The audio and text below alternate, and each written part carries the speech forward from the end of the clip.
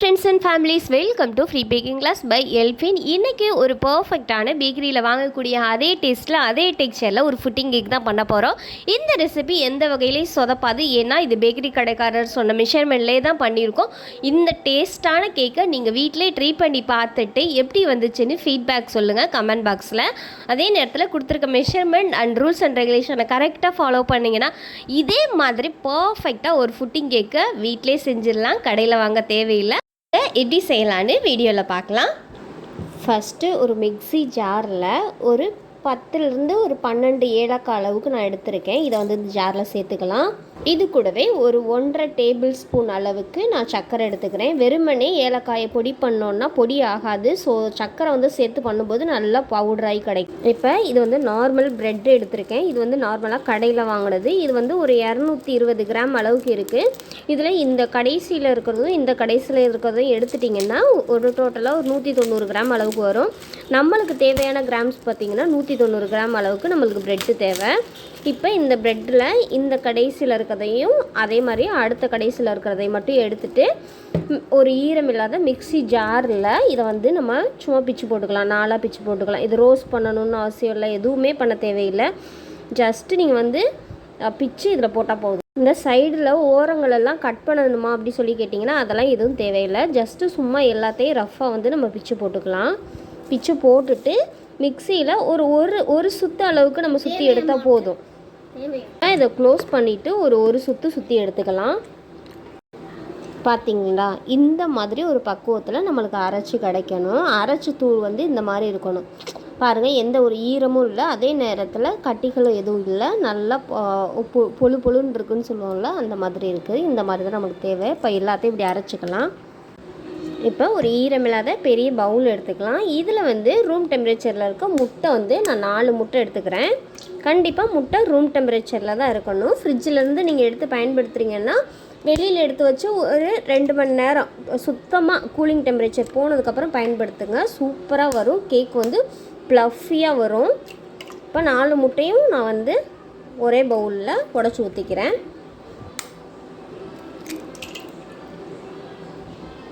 இது கூடவே 1/4 டீஸ்பூன் உப்பு சேர்த்துக்கலாம். 3/4 டீஸ்பூன் அளவுக்கு மில்க் எசன்ஸ் சேர்த்துக்கலாம். இந்த மில்க் எசன்ஸ் தான் இதோட டேஸ்ட்டை வந்து நம்மளுக்கு இம்ப்ரூவ் பண்ணி காட்டும். பேக்கரியில் வாங்கக்கூடிய அதே டேஸ்ட்டை கொடுக்கும். ஸோ வந்து கண்டிப்பாக மில்க் எசன்ஸ் 3/4 டீஸ்பூன் ஆட் பண்ணுங்கள். அப்படி இல்லைன்னா நீங்கள் வெண்ணிலா எசன்ஸே 1 டீஸ்பூன் அளவுக்கு ஆட் பண்ணிக்கோங்க. இப்போ பீட்ரு ஆன் பண்ணி தண்ணி மாதிரி இருக்க எக்கு வந்து நுர மாதிரி பொங்கி வர்ற அளவுக்கு ஒரு நிமிஷத்துக்கு பீட் பண்ணி எடுத்துக்கலாம்.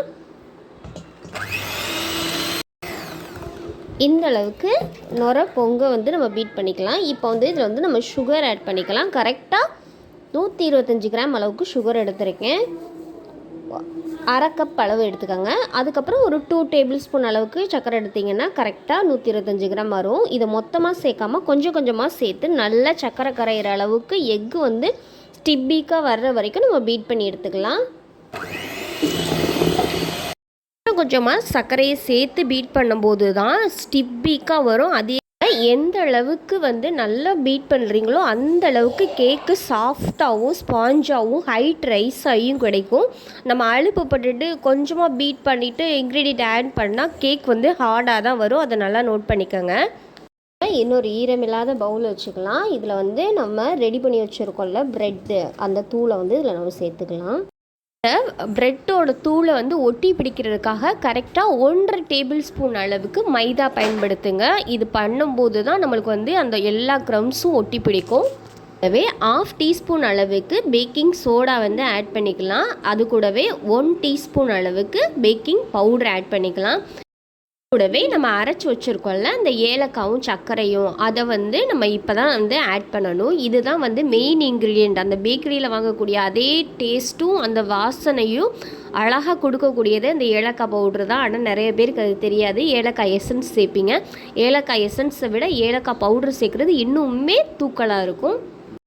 ஒரு விஸ்கு பயன்படுத்தி இந்த எல்லா ட்ரை இன்க்ரீடியண்ட்டும் ஒன்றா மிக்ஸ் ஆகிற அளவுக்கு பொறுமையாக கலந்து எடுத்துக்கோங்க. நல்லா கலந்து எடுத்துகிட்டு நம்ம ஆல்ரெடி பீட் பண்ணி வச்சுருக்க முட்டையோட கலவையில் வந்து நம்ம இதை சேர்த்துடலாம். ப்ரெட்டில் ஏலக்காய் தூள் சேர்த்துருக்கனால அதை வந்து நம்ம இந்த எக்கில் வந்து கலக்கும்போது அந்த ஃபோம் வந்து கொஞ்சம் லைட்டாக அடங்கும். ஆனால் அதுக்காட்டியும் நீங்கள் வந்து வேகமாக மிக்ஸ் பண்ணி எடுத்துருங்க. வேகமானா கரண்டியை வச்சு ஸ்லோவாக கிண்டுங்க. ஆனால் கை விட்டு விட்டு விட்டு கிண்டாமல் கொஞ்சம் ஃபாஸ்ட்டாக கிண்டி எடுத்துட்டிங்கன்னா எல்லாமே நல்லா மிக்ஸ் ஆகி கிடச்சிரும். கூடவே 110 ml அளவுக்கு ஆயில் எடுத்திருக்கேன். நான் வந்து சன்ஃப்ளவர் ஆயில் தான் எடுத்திருக்கேன். இது கூடவே 1 டேபிள் ஸ்பூன் அளவுக்கு நம்ம வந்து நெய் சேர்த்துக்கலாம். இந்த நெய் சேர்க்கும் போது இன்னுமே டேஸ்ட்டாக அல்டிமேட்டாக இருக்கும். அதே நேரத்தில் நீங்கள் எண்ணெயை வந்து சூஸ் பண்ணுறீங்க, எனக்கு நெய்யே வேணாம் அப்படின்னா 125 ml அளவுக்கு நீங்கள் எண்ணெய் பயன்படுத்திக்கோங்க. இப்போ நான் எண்ணெய் வந்து 110 ml ப்ளஸ் ஒரு 15 ml அளவுக்கு நெய்யை ஆட் பண்ணியிருக்கேன். இப்போ இதை ரெண்டையும் கலந்துட்டு நம்ம வந்து ரெடி பண்ணி வச்சுருக்க பேட்டரில் கடைசியாக ஆட் பண்ணணும். ஆட் பண்ணிவிட்டு ஒரு மிக்ஸ் கொடுத்துட்டு நம்ம வந்து பேக்கிங் ட்ரேயில் வந்து சேர்த்துக்கலாம். பண்ணியிருக்க மிக்சரை வந்து நம்ம பேக்கிங் ட்ரேயில் வந்து பட்டர் பேப்பர் மட்டும் ஆட் பண்ணியிருக்கேன். இது வந்து நான் ஸ்டிக்கி பட்டர் பேப்பர் தான், அதனால ஆயில் எதுவும் அப்ளை பண்ண தேவையில்லை. இதில் வந்து நம்ம ரெடி பண்ணி வச்சுருக்க பேட்டரை சேர்த்துட்டு நல்லா ஈவன் பண்ணிக்கோங்க. நல்லா ஈவன் பண்ண ஸ்பேச்சுலா வச்சே பண்ணலாம். நல்லா ஈவனாக வரும். ஏன்னா ரொம்ப தண்ணியாகவும் இருக்காது, ரொம்ப கெட்டியாகவும் இருக்காது. ஸ்பூனோ ஒரு ஸ்பேச்சுலாவோ வச்சு யூஸ் பண்ணக்கூடிய அளவில் தான் அந்த டெக்ஸ்சர் இருக்கும். மேலே ஒரு 15 போல் முந்திரியை வந்து லைட்டாக க்ரஷ் பண்ணிவிட்டு, அதாவது நறுக்கிட்டு இல்லைன்னா நச்சிட்டு அந்த மாதிரி மேலே தூக்கிக்கங்க. இது வந்து நல்லா நம்ம அந்த வாயில் கடிப்படும் போது 1-2 அந்த பேக்கரியில் வாங்கக்கூடிய அதே டேஸ்ட்டில் இருக்கும். இது வந்து பேக்கரி ரெசிபி தான், நீங்கள் வந்து நம்பி ட்ரை பண்ணலாம். ஏன்னா பேக்கரி கடைக்காரரோட இன்ஸ்ட்ரக்ஷன் படி தான் நம்ம இதை செஞ்சுருக்கோம். அதே நேரத்தில் 180 டிகிரி 180 டிகிரியில் 10 நிமிஷம் ப்ரீ ஹீட் ஆன் பண்ணிவிட்டு ட்ரேயை உள்ளே வச்சுட்டு கரெக்டாக 30 நிமிஷத்துக்கு வந்து பேக்கிங் ட்ரே ஆன் பண்ணிக்கோங்க. 170 டிகிரியில் டாப் அண்ட் பாட்டம் 2 ராடுமே ஆன் பண்ணியிருக்கணும். நீங்கள் வந்து இந்த ரெசிபியை ட்ரை பண்ணி பாருங்கள். கண்டிப்பாக எந்த வகையிலுமே சொதப்பாது. பேக்கரியில் நீங்கள் வாங்கவே மாட்டீங்க, அந்த அளவுக்கு இது பர்ஃபெக்டாகவும் அமேசிங்காகவும் இருக்கும். இப்போ இது நல்லா பேக் ஆயிடுச்சு பாருங்கள். கையில் எதுவுமே ஒட்டலை. நம்ம வந்து டூத்பிக் வச்சு குத்தி பார்த்தாலுமே டூத்பிக் வந்து நல்லா க்ளீனாக வரும். ஒரு மாவு ஒட்டி இருக்க மாதிரி வந்துச்சுன்னா இன்னும் பேக் ஆகலைன்னு அர்த்தம். நீங்கள் ஓவன்லேருந்து எடுத்த உடனே இப்படி செக் பண்ணி பார்த்துருங்க. பாருங்கள் நம்ம டூத்பிக் வந்து எவ்வளோ க்ளீனாக வருது அப்படின்ட்டு. இப்போ கம்ப்ளீட்டாக ஆற விட்டுருங்க. ஆறுனதுக்கப்புறம் தான் இதை வந்து நீங்கள் கட் பண்ணணும். அப்போ தான் டேஸ்ட் நல்லாயிருக்கும். சூடோடு சாப்பிடும்போது கொஞ்சம் இனிப்பு கம்மியாக இருக்க மாதிரி இருக்கும். சூடு ஆறி அதை விட மறுநாள் வச்சு சாப்பிடும்போது இன்னுமே டேஸ்ட் நல்லா இருக்கும். இப்போ வந்து இதை நம்ம வந்து பீஸ் போட்டுடலாம். இந்த அளவு செய்யும்போது ஒரு டோட்டலாக 6 பீசஸ் அளவுக்கு வரும். ஒரு பீஸ் வந்து 20லேருந்து 25 அளவுக்கு நம்ம வந்து அமௌண்ட் வச்சாலுமே நம்மளுக்கு நல்ல ப்ராஃபிட் தான் நிற்கும். அதே நேரத்தில் நல்லதை ஹெல்த்தியானதை நம்ம வீட்டிலே செஞ்சு கொடுக்குறோம் அப்படிங்கிற பட்சத்தில் இன்னுமே அது அமேசிங்காக இருக்கும். அது மட்டும் இல்லாமல் நம்ம வந்து வீடியோ வந்து லென்த்தியாக போகுது அப்படின்னு நீங்கள் வந்து என்றைக்கும் நினச்சிட வேண்டாம். ஒரு சில விஷயங்கள் நான் கற்றுக்கிட்டது, நான் அனுபவப்பட்டதை தான் இதில் வந்து நான் ஷேர் பண்ணியிருக்கேன். உங்களுக்கு அது வந்து சின்ன சின்ன டிப்ஸாக யூஸ்ஃபுல்லாக ஆகுங்கிற பட்சத்தில் தான் நம்ம எக்ஸ்பிளைன் பண்ணி சொல்கிறது. ஸோ வீடியோவை ஸ்கிப் பண்ணாமல் பாருங்கள். இந்த கேக்கு வந்து ரூம் டெம்பரேச்சரில் 5 to 6 days வரைக்கும் வச்சுக்கலாம். ஒரு கிளிங் ரேப், அதாவது ஃபுட் ரேப்பர் போட்டு வச்சுக்கலாம். ஃபுட் ரேப்பர் இல்லைன்னா ஒரு ஏர் டைட்டான பாக்ஸில் ஈரம் எதுவும் படாமல் ஹேண்டில் பண்ணால் 5 to 6 days வந்து கன்ஃபார்மாக கெட்டு போகாமல் இருக்கும். அதே நேரத்தில் இந்த பூஞ்சைகள் வளர்கிறது அந்த மாதிரி எந்த பிரச்சனையும் வராது, தண்ணி எதுவும் படாத பட்சத்தில். இதை வந்து நம்ம எப்படி சொல்கிறது, நீங்கள் கடையில் என்ன டேஸ்ட்டுக்கு வாங்குறீங்களோ அதில் ஒரு துளி கூட மாறாது. ஏன்னா இது வந்து பேக்கரி கடைக்காரர் சொன்னது தான். இந்த மெஷர்மெண்ட் எல்லாமே நீங்கள் கண்டிப்பாக ஃபாலோ பண்ணி நல்லா ரிசல்ட்டு வந்திருக்கு அப்படின்ட்டு கமெண்டில் சொல்லுங்கள். ஏன்னா ஒரு ரெசிபியை ட்ரை பண்ண வைக்கிறதும் மேக்ஸிமம் கமெண்ட்ஸ் தான். ஒரு புதுசாக ஒருத்தவங்க வர்றாங்க அப்படின்னா சேனலில் உடனே கமெண்ட்ஸ் தான் பார்ப்பாங்க. யாராவது ட்ரை பண்ணியிருக்காங்களா, இந்த ரெசிபி நல்லா இருக்குன்னு சொல்லியிருக்காங்களா, இல்லை வெறுமனே சும்மா போட்டிருக்காங்களா அப்படிங்கிற ஒரு நம்பிக்கையை கொடுக்குறதே நீங்கள் தான். அந்த நம்பிக்கையை நீங்கள் கொடுப்பீங்கன்னு நான் நம்புகிறேன். இத்தனை நாள் கொடுத்துருக்கீங்க, இனிமேலும் கொடுப்பீங்க அப்படின்னு சொல்லிட்டு நான் நம்புகிறேன். அதே நேரத்தில் ஒரு சில காரணங்கள்னால ஒரு 1 year நம்ம வந்து வீடியோஸ் போடலை.